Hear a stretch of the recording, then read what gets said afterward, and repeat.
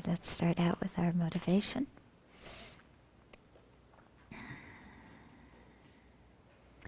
And since our motivation is the key factor determining the value of any action we do, then let's really have an expansive motivation, one that takes into account the welfare of other sentient beings, and not just the welfare of the people we like, but all the sentient beings, whatever kind of life form they're in, whether they treat us well or don't treat us well, whether we know them or don't know them. Let's really feel like we're a member of this whole group called sentient beings.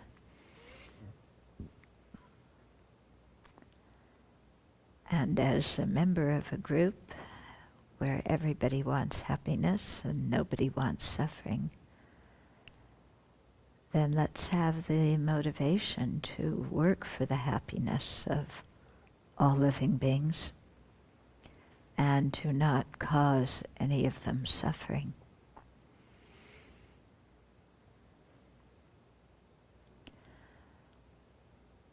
And when we think of causing them happiness, let's not think just of the happiness that comes from having food, clothing, shelter, friends, a good job, or whatever. But let's also think of the deeper kind of happiness that comes from having a mind that is free of afflictions and a mind that is imbued with all of the virtuous qualities. And so let's wish that all living beings have that kind of happiness. And of course, to be active in helping them attain that kind of happiness, we have to be able to show them the path to it. And to show them the Dharma path, then we have to actualize it ourselves. And so with that long-term motivation to actualize the path all the way up to full awakening, so that we can really be tuned into other living beings and do what they need at a certain time to be able to lead them in a good direction. So that we can do all of that, then let's have that intention to attain full awakening and see what we're doing tonight and all this weekend as part of gathering the causes for that, learning what the path is, learning how to practice. So even if we're at the stage of just baby beginners now, we can still have a long-term goal, long-term motivation, very expansive motivation.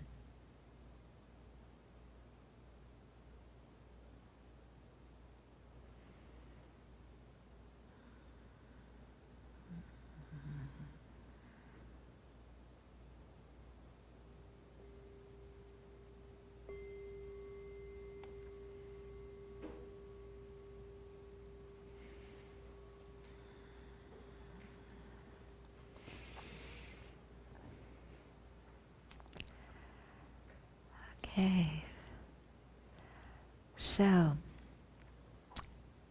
in this text, the Gomchen Lamrim, we were talking about the practitioners of the middle level who are aiming for liberation and who are practicing the three higher trainings of ethical conduct, concentration, and wisdom. And so we were talking specifically the last time about the wisdom aspect, that they're training in, that they're practicing. And it's called the 37 Harmonies with Awakening, or the 37 Aids to Awakening, 37 Wings or Branches. There's many different ways to translate it, but 37. Okay, and the 37 are divided into different groups. Okay, so we have the 4 establishments of mindfulness, the 4, I like it, the spiritual, the 4 supreme strivings, okay, the 4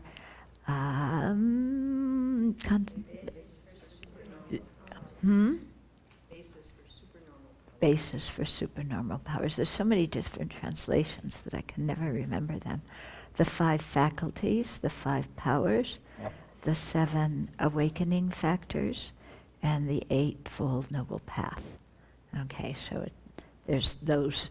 And last week we got up to the 5 faculties and 5 powers, but I actually want to review a little bit because there's so much, and actually I'm going to do my best not to go into a lot of depth, but because when we have the course in November, which if you're interested in this topic, come in November when we talk about Buddhism, one teacher, many traditions, because this is the section that we'll be starting with, this autumn. And it relates a lot for those of you who were at the teachings but with Geshe Topke last week. It relates a lot to the teachings that he gave us. So you begin to see all these interconnections between, the 16 attributes, the 4 Noble Truths, and the 37 Harmonies with Awakening, and the different refutations for inherent existence, and all these things start to, you start seeing all these connections. It gets kind of exciting. Okay, but here with the 37 Harmonies with Enlightenment, so the basic foundation practice is the first set, the 4 establishments of mindfulness.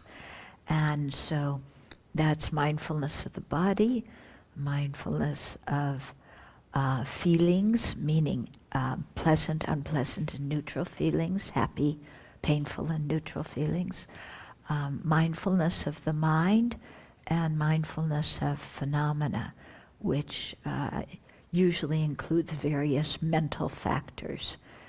Okay? And so this is done, although, it's divided like this, it's actually done to help us really examine what what's the self is, what's going on with this thing that we call I, okay? And so mindfulness of the body helps us to look at the errors of conceiving our body to be the place where the I, big I, capital I, or the self resides. Because we feel like there's a me inside this body, don't we? Yeah. So but that's actually not correct. Yeah, we feel like there's this independent me inside the body, but actually, when we do the mindfulness of the body, we begin to check if there is or not. Okay, then the second one, the mindfulness of feelings, is the error of conceiving our feelings to be what this inherent existence I enjoys and experiences. Yeah, and because we get quite attached to our feelings, don't we? My happiness, my suffering. Yeah, I want to have good feelings. And that becomes like a real purpose in our life in many ways. And then the third is the error of conceiving our mind to be a real self. and we, we think that our consciousness is me, a real me, which it's not, but we think that way. Now, if you haven't noticed, we're very full of misconceptions. Okay. If we weren't, then we would already be awakened, in which case we wouldn't need to come to the retreat.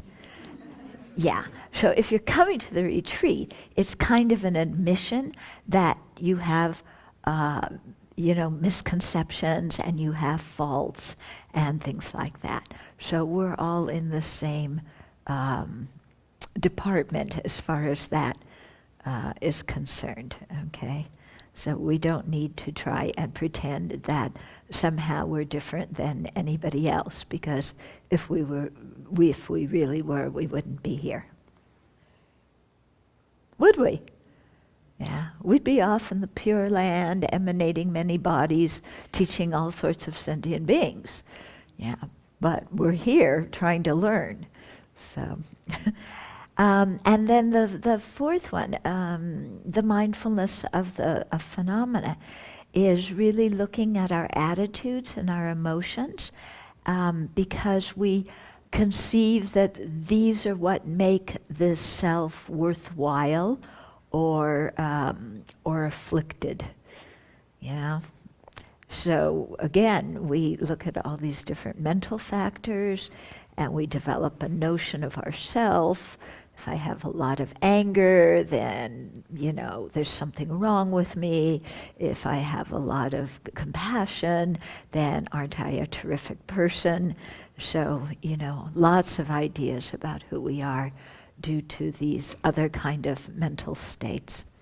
So in the 4 establishments of mindfulness, we're really examining the body, the feelings, the mind, and all these other phenomena to see, what they are actually separate from all of our fantasy ideas about them, and also to see how they relate to the self, and if our idea of who we are has anything to do with reality or not. I'll give you a clue. The answer is no. Okay. Okay. So these 4 establishments of mindfulness they're quite powerful when you get into them and do them on a consistent basis, because we really begin to understand who we are on a deeper level. And most of the time, we're not very much in touch with ourselves. Yeah, we just operate on automatic, and, when it comes to our body, we think, oh, my body's pure, my body's clean. When you do this meditation, you realize, maybe not. Yeah, because what's inside of our body? The inside of your body pure and clean? Kind of yucky, isn't it? People don't like to hear this one. Yeah. Because we're very attached to our wrong views about things. Same way with feelings, my happiness, my suffering are so important. Yeah. And, my happiness is real happiness. The things that make me happy, my version of chocolate. Yeah, whenever I say chocolate, it doesn't necessarily mean real chocolate. It's whatever makes you happy. Okay? And we think, oh, this thing makes me really happy. I want it. I have to have it. And yet, we've gotten a lot of the things that we think make us really happy. And how long has that happiness lasted? If it had lasted a long time, again, you wouldn't be here now. You'd be off enjoying whatever it was that you thought was going to bring you everlasting happiness that failed to do that. Okay? When we look at our mind, too, it's like we're attached to our mind. What is it? I think, therefore I am. And everything I think is correct. Everything I think is good. Why? Because I think it. And I would never think anything stupid. Why? Because I'm me. Yeah. Is that realistic? Yeah? Is everything we think really true?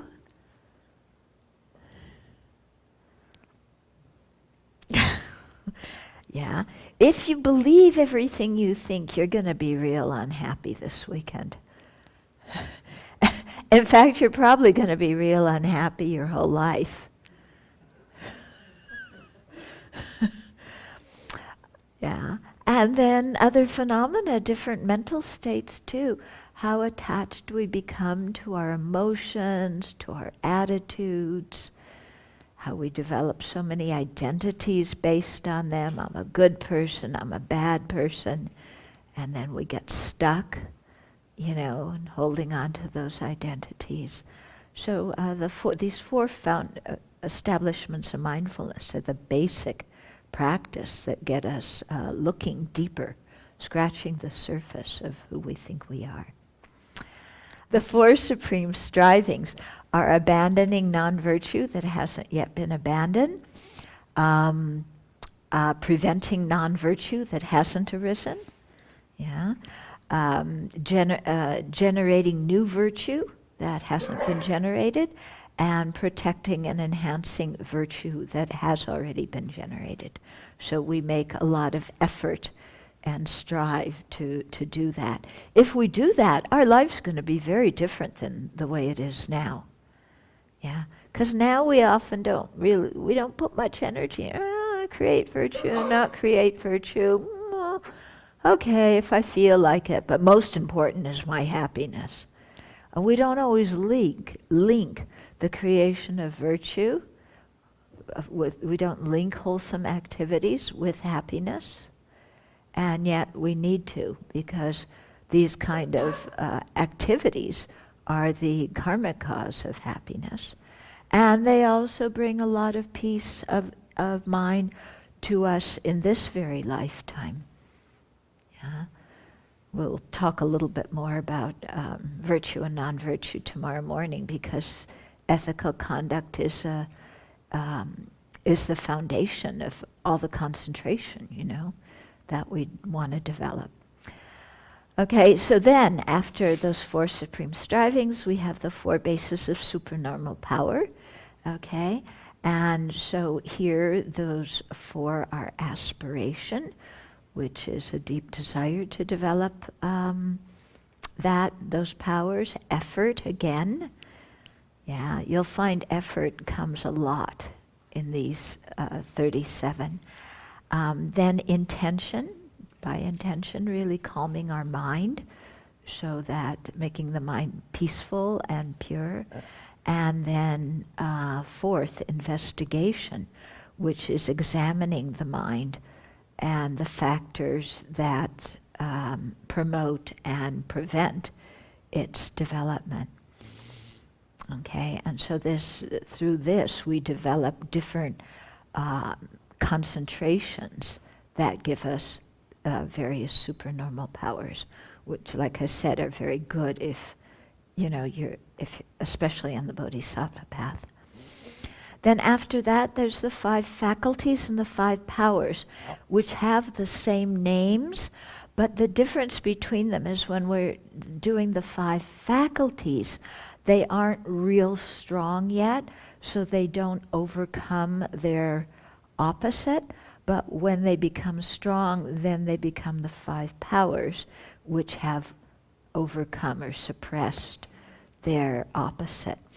Okay, so these, the first one is faith, okay, and that refers to the kind of believing faith or conviction faith, where we have confidence in the practice, the path of practice, in the resultant state of liberation and full awakening. And this kind of faith arises through investigation, through understanding. Okay, so it's not blind faith. In Buddhism, we don't encourage blind faith because it's not very stable. And as soon as somebody tells you the opposite, you're likely to believe the opposite. And then you get really confused because you don't really know what you believe. Okay, whereas believing faith or convictional faith is based on understanding and having put some time and energy into really studying and investigating the path as well as our own mind. And so faith, the opposite that it overcomes is non-faith, which is a mind that, full of doubt and wrong conception, that doesn't really believe anything, that kind of goes, I don't care, And that kind of mind, it doesn't give us a vision of going in a positive direction, whereas having faith, that comes from understanding, gives us that kind of vision. The second one is effort. Okay, and so that overcomes laziness. Yeah. So one kind of laziness on the path is procrastination. I'm sure we're all very familiar with that one. The second kind of laziness is the laziness of keeping very busy doing worldly activities. That one we usually consider having a life. Yeah, that's what we call having a life. Being popular, being active. We're incredibly busy running around doing all sorts of things that at the end of the day don't really have a lot of significance. Okay. So that's considered a form of laziness because it prevents us from putting energy into our spiritual practice. And then the third kind of laziness, this one's quite interesting, is discouragement. Yeah, telling ourselves that we can't do it. The path is too difficult.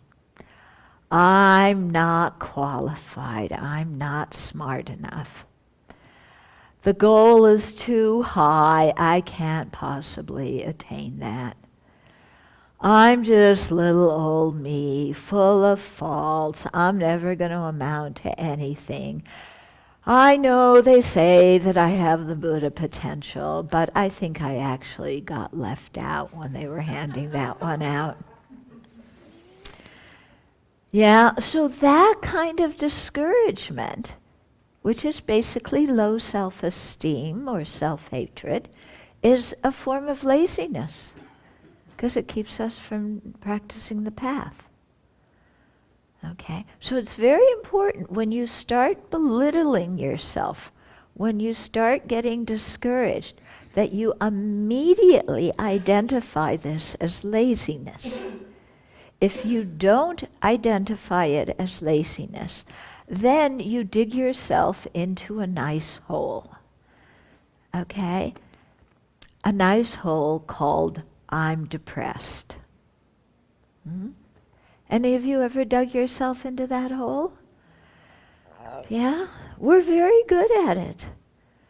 Yeah, oh, look at me.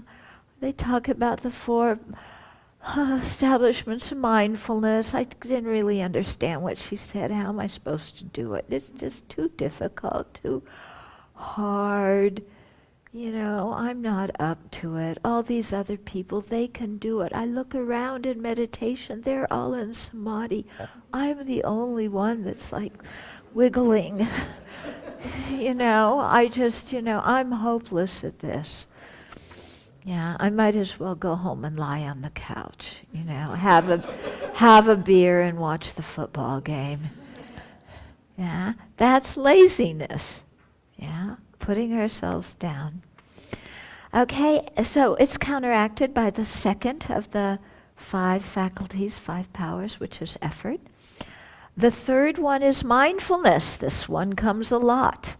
Okay, so mindfulness is make sure that we don't forget the objects of our meditation, and especially since we're trying to understand the 4 truths of the Aryas, which is a better translation than the Four Noble Truths. We need mindfulness to hold them in our mind so that we can investigate them, to know their aspects, to know their attributes, to,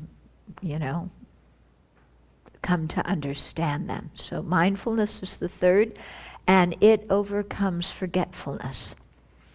The word mindfulness actually is the same word as memory. And it has to do with remembering your object of meditation, remembering your precepts, remembering your values and principles. Then the fourth is concentration, and so that overcomes what's called the 5 hindrances, which we'll get into tomorrow.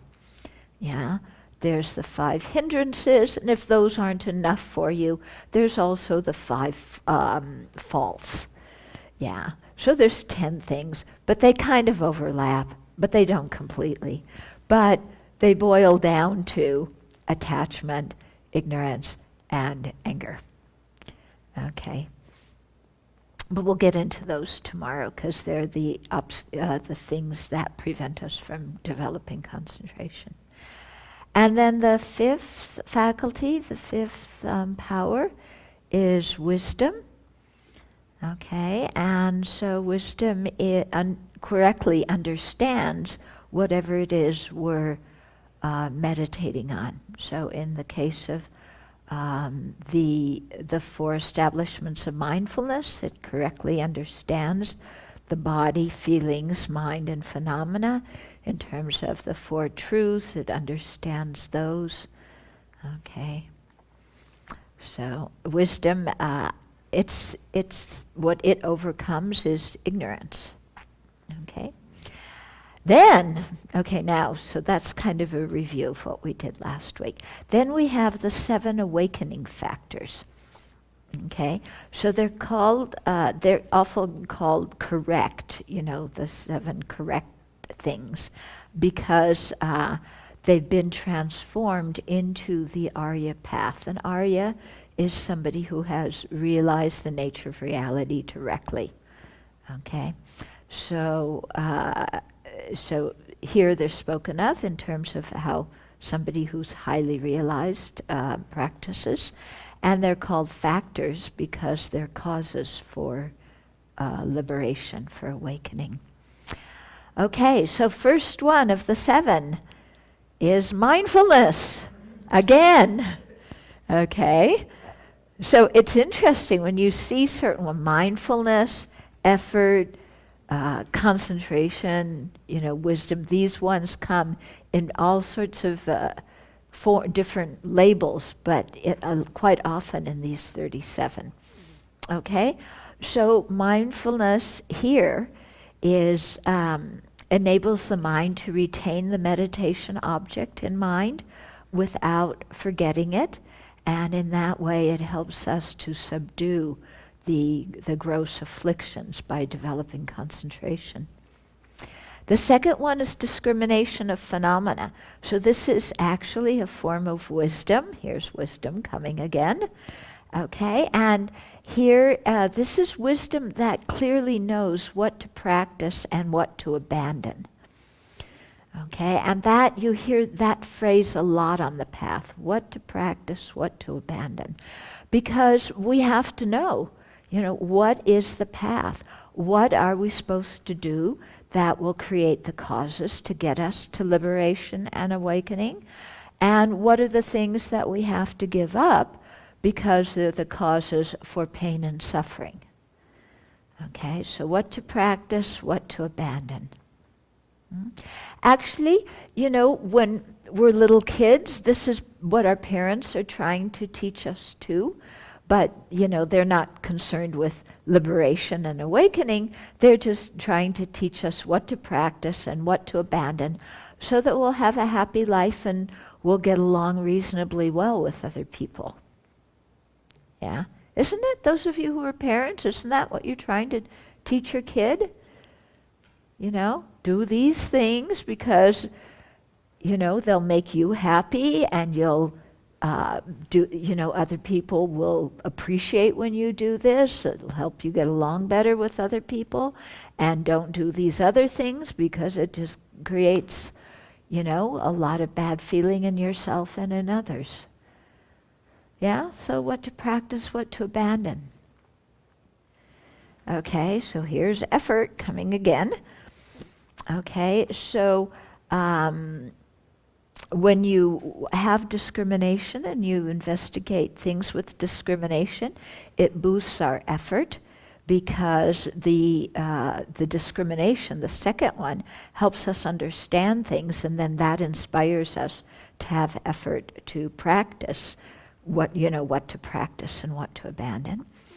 Okay, effort leads to the fourth one, which is rapture.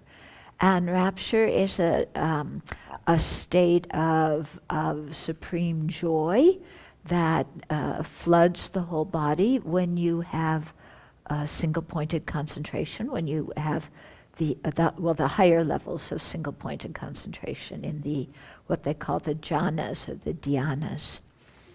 Okay, and then, but sometimes the rapture can be a little bit over the top. It's so energizing and joyful, and so that leads you to develop pliancy, which makes the mind more stable and more tranquil. Because rapture's nice, but when you're wired all the time, it's like you want to be tranquil again. Yeah, so the pliancy brings tranquility. Okay, and then that tranquility and flexibility or serviceability of the body and mind, that brings the sixth one, which is concentration. So here's concentration once more. And then once concentration is firm, that brings equanimity. Yeah, where the mind abides in equanimity with a neutral feeling that is actually very, very, it's a neutral feeling, but it's very pleasant, okay, and very satisfied. Okay, so you can see how these three are building on each other, how they're relating to the ones that came before, how you have mindfulness coming repeatedly, effort coming repeatedly, concentration, wisdom, these coming repeatedly. And then the Noble Eightfold Path. Okay, and so here I'll just go through them, basically how they're talked about in the Sanskrit tradition, then a little bit the Pali tradition, and then how to practice them in our daily life. Because here, with these 37, they're speaking about them as practices that you really bring to perfection when you have already entered the path. So when you've developed full renunciation, when you've developed bodhicitta, and or bodhicitta, I should say. But so they're taught in that context, but we also have to practice them now before we become great holy beings who have entered a path. Yeah, and so it's nice to know how they relate to our life right now. So I'll get into that in the end. Okay, here we start with right view, and right view here refers to in your post-meditation time. So that's after meditative equipoise, having the correct understanding of the four truths of the Aryas.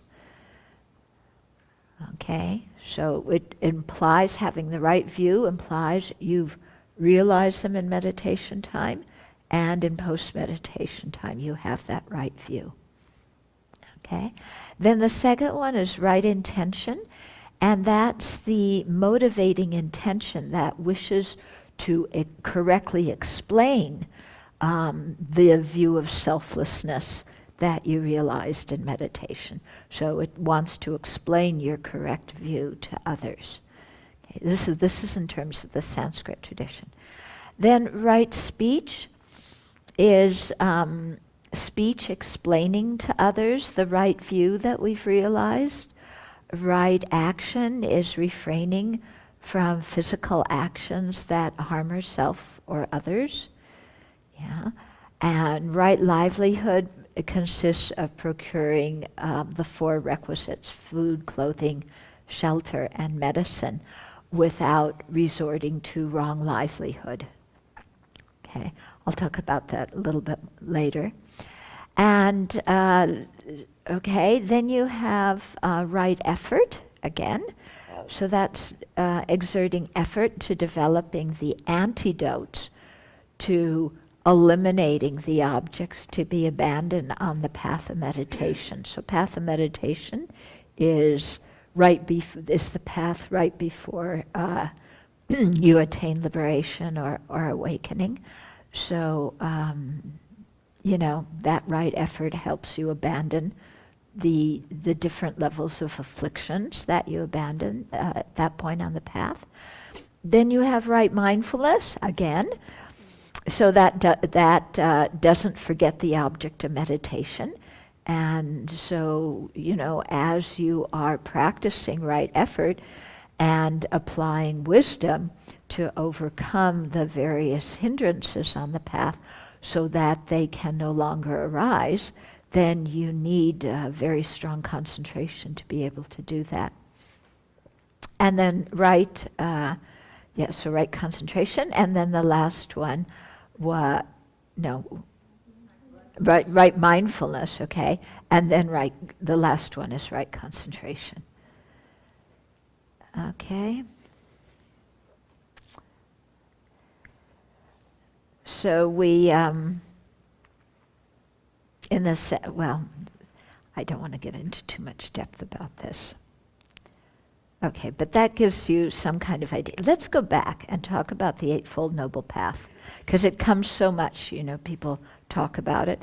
So how we can practice it in our lives, right now, when we're not Aryas and highly realized beings.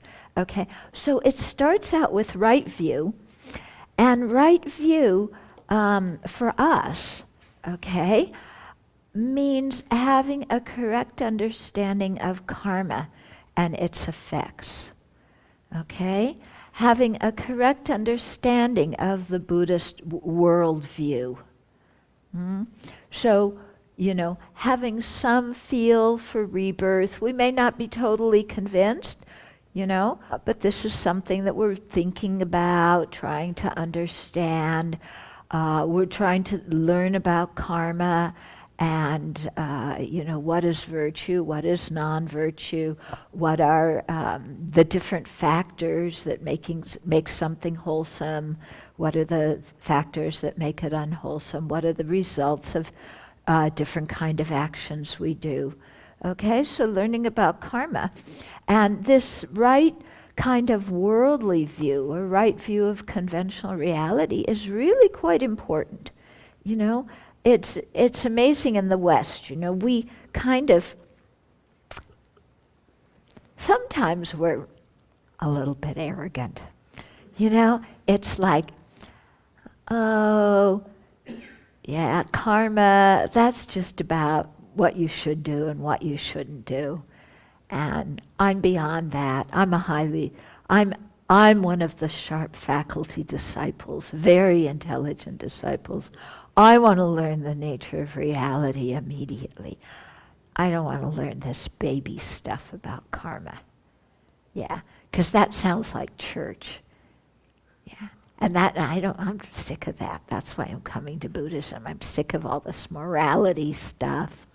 Do this, don't do that. If you do this, you get rewarded. If you do that, you get punished. I threw all that out. That's why I came to Buddhism. I don't want to hear this stuff again, because I'm a very sophisticated spiritual person now. Okay, so that attitude becomes a little bit of a hindrance to just even this first one of right view. Okay? And we need to put a lot of energy into developing the right view and understanding the Buddhist worldview correctly. And that it takes some time and some energy, especially if we were brought up in another spiritual tradition that we have subsequently decided we don't like, but we learned it when we were little and some things got imprinted in our mind and they're still kind of there, and we don't realize it. So, this kind of thing I was talking about before, the person says, oh, karma is just morality, it's reward and punishment, That is not the Buddhist view. Yeah, that's one of the things that we've been carrying with us from how we were brought up. Because Buddhism doesn't talk about karma being a system of reward and punishment. And Buddhism doesn't say we deserve happiness or deserve suffering. Yeah, but when we haven't really refined the correct view, just the correct worldview, then we bring in all these theistic elements and then get very confused about what the Buddha is really saying. Yeah, and we react to what the Buddha is saying, but what we're actually reacting against is not what the Buddha said, but our theistic ideas that we haven't realized are still lurking in our mind. Okay? So right view, the first of the Eightfold Noble Path is something we need to spend a lot of time on. And it's not like we do it, we finish it, and then we go on to the next one. All these 8 are things that we're trying to develop in our minds, in our practice together. Okay. The second one, right intention, is, okay, when you have the right view, you have the lay of the land, then right intention is, why am I doing this practice? Yeah? Why am I doing this? So there's 3 factors in terms of right intention. One is a kind of renunciation of attachment to sensual desire. This one is not easy, because we're very attached to sense objects. In fact, we are thoroughly mesmerized by sense objects. Yeah? And as we get into this weekend and we're trying to develop some concentration, we come to see how our attachment to sense objects or our reactivity to sense objects completely interferes with our meditation. Yeah? Maybe you've had this happen. You sit down to meditate, and what are you thinking about? Lunch. Yeah? Or your boyfriend, girlfriend, husband, wife. Yeah? Or what you're going to do on vacation, where you're going to go, or what you're going to buy. Yeah? All the cool things you want to buy. Yeah. So that's what we're talking about. So right intention has to, develop some kind of renunciation of that kind of attachment. And that renunciation is not renouncing happiness. It's renouncing misery, and it's renouncing distraction. Okay? So that's the first part of it. Then the second part of intention is having an attitude of benevolence, an attitude of kindness towards others. Really important, in our daily life to make as much as we can to train our mind so that that's kind of the basis on which we live from day to day. Yeah, at the basis of having a benevolent attitude towards the world. So this again requires some work, because sometimes maybe our base level MO in relation to the world is suspicion. Who's going to hurt me? Who's going to betray my trust? Or maybe our basic MO in the world is competition. Yeah. Am I better than these people? Am I less than these people? Am I equal to these people? Yeah. Or maybe our basic MO with the world is, how can I get something from other people? What can they do for me? Yeah, how can these people benefit me? Real nice motivations, aren't they? But they're there. I mean, we got to be honest about it. So, cultivating just an attitude of renunciation, where we're not glommed onto sense objects all the time, and an attitude of benevolence with which we approach the world. Okay? I mean, and this is what we have to bring to society in this election cycle, is this attitude of benevolence. Yeah? It's extremely important that this is what we make our attitude. Otherwise, we're going to get all hyped up in this one, that, boo, ho, and all the craziness that's going on now. Okay? So cultivating an attitude of benevolence. And then the third part is non-harmfulness. The Sanskrit term is ahimsa. This is what Gandhiji practiced and taught. Non-violence. Or another word for non-violence is compassion. Yeah? Non-cruelty. Not simply kindness, but reaching out and trying to help eliminate others' suffering. Yeah?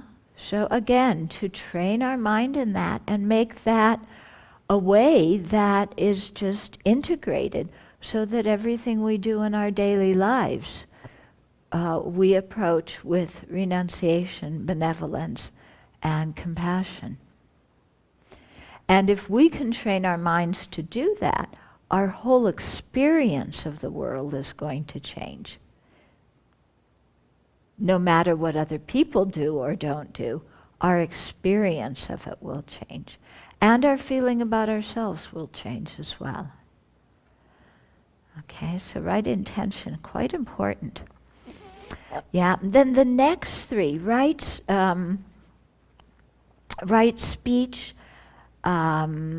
So actually, when we talk about right view and right intention, when if we're going to subsume those into the three higher trainings, they come into the higher training of wisdom. Yeah.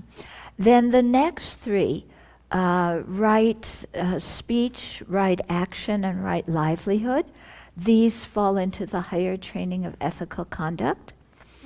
So right speech involves abandoning lying, divisive speech, creating disharmony amongst people, harsh words, criticizing, abusing, making fun of people, and idle talk, wasting time talking about blah, blah. Okay? And our speech is very powerful. I've often thought, that we really need to do a retreat just focused on speech. Yeah? Because speech is so powerful. And really going into how we use our speech and what motivates our speech. And if we're even aware most of the time of what we're saying and why we're saying it. And if we're aware of the effects our speech has on other people. Yeah, because often really we're out to lunch regarding that. It's like some idea pops into our mind, it comes out of our mouth without any kind of thought of, is this true? Do I really mean this? How's it going to affect the other person? Is it going to accomplish what I want and be of benefit? No, we don't care.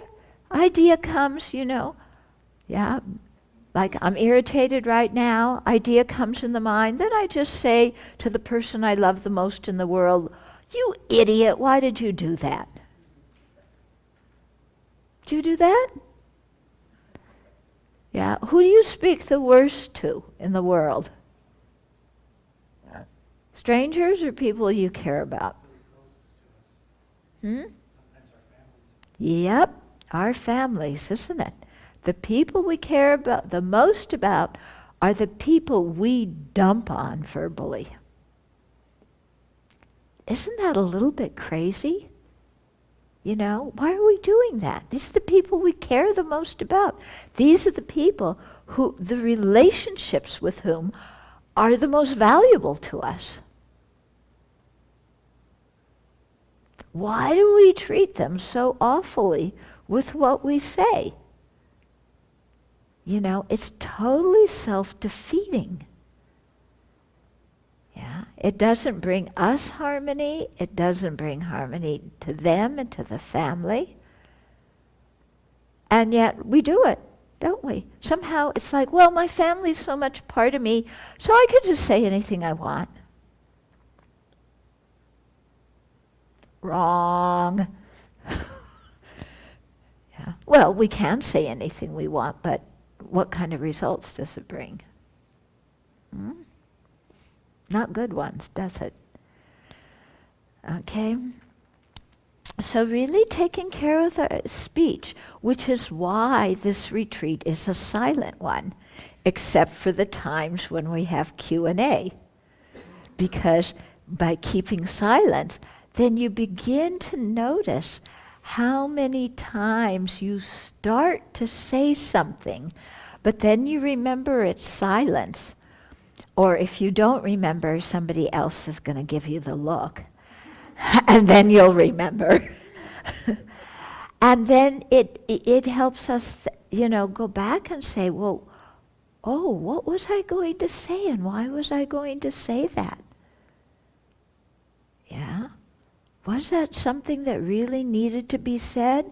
Or is that just me boosting my ego, making myself look good and making somebody else look bad? So, the keeping silence in the retreat, it's not because we're unfriendly. Yeah, it's because we're respecting each other and giving each other space to really slow down and look at, what are we about to say and why? Yeah, it's very, very helpful. Very helpful. Okay? The second part, which is actually the fourth of the 8, is right action. And so that, right action. So it's, that is abandoning killing, stealing, unwise and unkind sexual behavior. Okay? Which are the causes, when we do those actions, they're causes of a lot of problems. Aren't they? When you read the newspaper, what are most of the things that we read about that people did wrong? What are they involved doing? Killing, stealing, unwise and unkind sexual behavior, and lying. What are the first 4 precepts that the Buddha asked us to take? Abandon killing, abandon stealing, abandon unwise and unkind sexual behavior, abandon lying. And then the 5th one is what gets us into the trouble of doing the first 4, which is taking intoxicants. Yeah, which is also one of the big headlines, isn't it? The this whole heroin epidemic that's going on, or in rural areas, the meth, that plagues the towns, like in our area. There it is, the 5 precepts that the Buddha taught 2,600 years ago about how to live a happy life. There they are. Yeah, 2,600 years later. And, and then the stories in the newspaper that validate, just how applicable they are.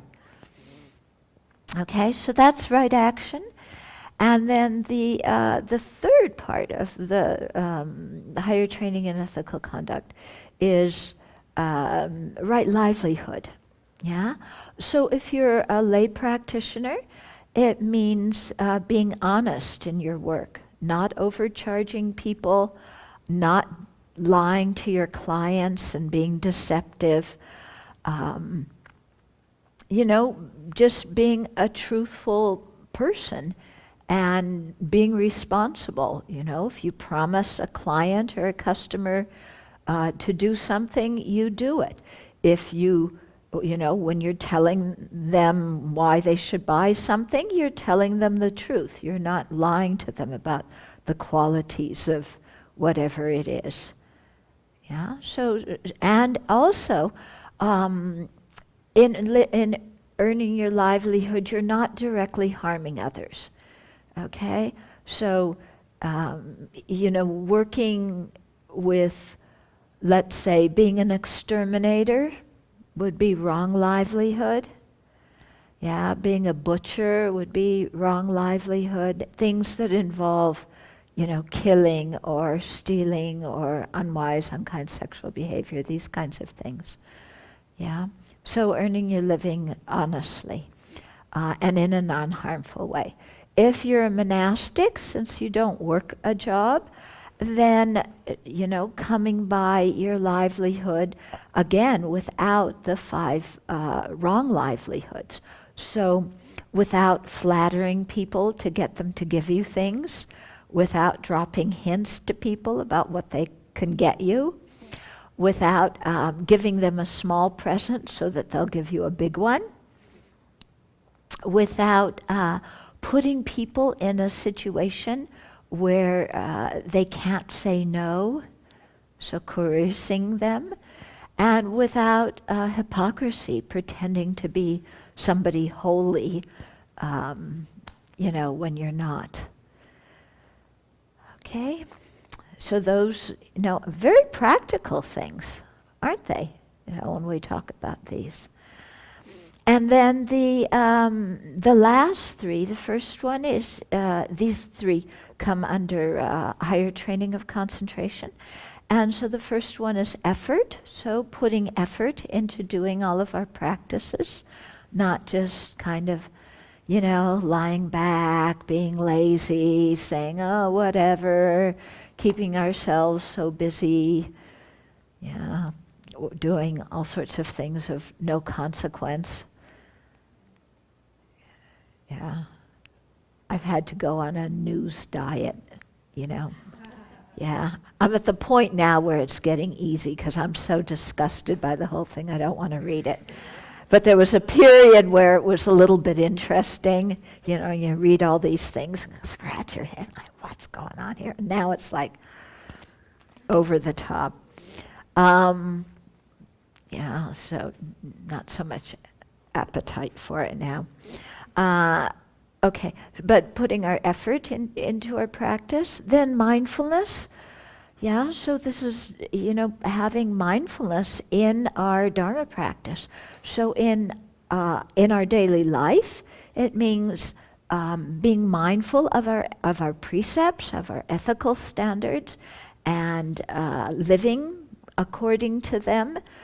So being aware of what we're saying and doing as we go about our life. And then also being mindful of our object of meditation, remembering it so that we can continue to develop concentration on it. Yeah, because if we can't remember our object of meditation, then we're off in la la land somewhere. And then the third one is concentration, yeah, or the eighth of the Eightfold Noble Path. So developing concentration, the ability to remain single-pointed on one object as long as we wish. This is something that, again, is going to take time, effort, yeah, training the mind, and a special kind of ambience, special kind of environment. So we'll be talking more about that over the weekend. Okay, so that's a little bit about the Eightfold Noble Path and how to practice it in our daily life. It's quite a full practice. Yeah, it'll keep us busy for a while. Okay. So, questions, comments? Yeah. Could you please repeat which are the four supreme strivings? Yeah, the four supreme strivings are exerting effort to rid ourselves of faults, that non-virtue that has already arisen in our mind, and prevent new non-virtue from arising, and to cultivate new virtue, and to enhance and enrich virtue that has already arisen. Okay? So basically putting a lot of energy into what to practice and what to abandon. You know, how, in our daily life, as well as in our meditation practice, how to direct the energy of our body, speech, and mind.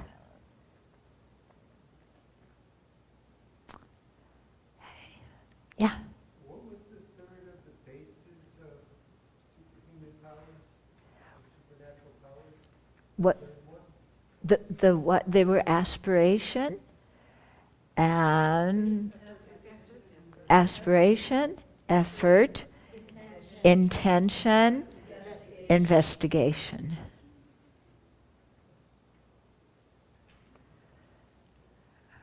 Okay, yeah? The question, concentration, when you said that word, what came into my mind was obsession. Obsession. Concentration and obsession are very different. Yeah. With obsession, our mind has no control. Yeah? Our mind it's obsessed. It's like, I gotta have this, I want this, I can't stop thinking about it. The mind is out of control with obsession. Okay? And there's going to be attachment in the mind because we're obsessed with something we want, or anger or jealousy in our mind because we're obsessed with something we don't like. Okay? Concentration means that there's control over the mind. The mind has been trained, the mind has been subdued. Yeah? We are no longer obsessed by things, with the mind going here and there, running here and there, but we can guide the mind to a virtuous object and keep the mind on a virtuous object as long as we wish. Okay, so the mind is peaceful, it is tranquil, it can be directed, we can direct our mind easily to whatever quality we want to develop or whatever object we want to understand. Okay? Yeah? So this kind of follows up on that. You said several times we need to be mindful of the object of our meditation. Yeah. Does that ever change, or are there different objects in meditation? Well, we do many different kinds of meditation in Buddhism. It isn't just one kind of meditation on one kind of object. So even with the four establishments of mindfulness, you have four different objects there. Okay? When we're going to be developing concentration, the breath is one object people can use. A visualized image of the Buddha is another object. There's many, many different objects you can develop concentration on. When we're trying to develop wisdom, understanding the Four Truths, then we have to focus on these Four Truths and understand their 16 aspects or 16 attributes. So there's many types of meditation and different objects that we meditate on. Okay? His Holiness puts it this way. He says our mind is very complex, so one kind of meditation on one object cannot deal with the complexity of our mind. Okay? Mm-hmm. So what does it mean to meditate with an intention? Say with an object? To meditate with intention? Yeah. Yeah.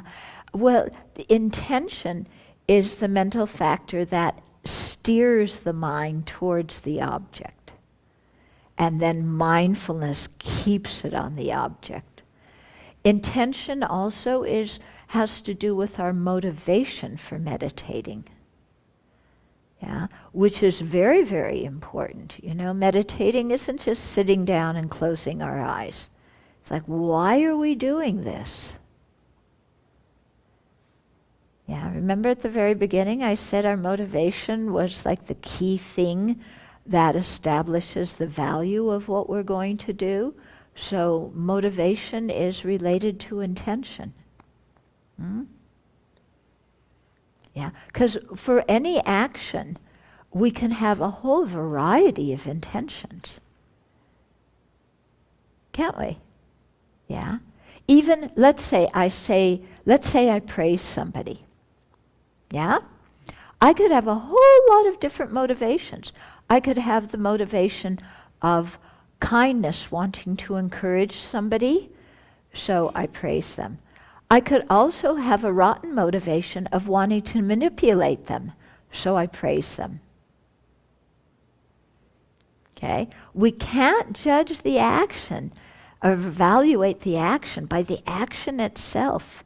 The intention is really crucial. Okay? Mm-hmm. I guess that then makes a good follow-up for this question, and I'm very aware of the fact that I'm opening my mouth, and this is in the spirit of the silent retreat, because I'm wondering about my intention for asking this question. But I'm wondering about, you said, you try to avoid speech that's, I don't think you used the word meaningless, but you did say blah, blah, blah, and I'm wondering in the Buddhist tradition, who determines what is blah, blah, blah? Okay. Yeah. Eightfold path to transcendence or something. Well, we have to look. First of all, if I'm talking about what this person and that person are doing, and I'm gossiping, but my intention is just gossiping because it's kind of nice to put other people down, and I get a little bit, if I know the latest gossip, then I get a little bit more status. Yeah. That's blah blah, isn't it? Okay. If I'm talking about like just hanging out, like, okay, I went shopping and I saw this kind of thing and I saw it here for this much and I saw it there for that much, but then I saw this other thing over here that's just as good, and you talk on and on about the things you want to buy and how much they cost. Or, I don't know if your family does this, my family, when you go out to eat or before you order a takeout, you spend a half an hour talking about what you're going to order. Okay, at least a half an hour. Anybody else's family do this? Yeah, you talk about, shall we have this? Shall we have this? I had this last time. Maybe we can have them take out that ingredient, put in this ingredient. Shall we order the same thing? Shall we order different things? You know, do I want to split it with you or with you? Or, you know, and then once the food comes, oh, how good it is, but you're usually just talking about something else by that time and hardly even tasting it. And but then by that time planning dessert, yeah, so that becomes blah blah. Okay?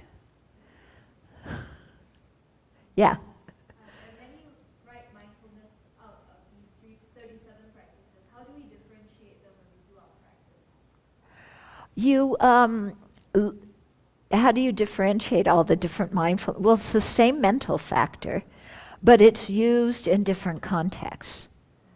Okay, so you just study these and think about what are the contexts within which you need to use mindfulness, and how are you going to apply your mindfulness in that context, or what are the different contexts in which you require effort, and how will you apply effort in those different contexts?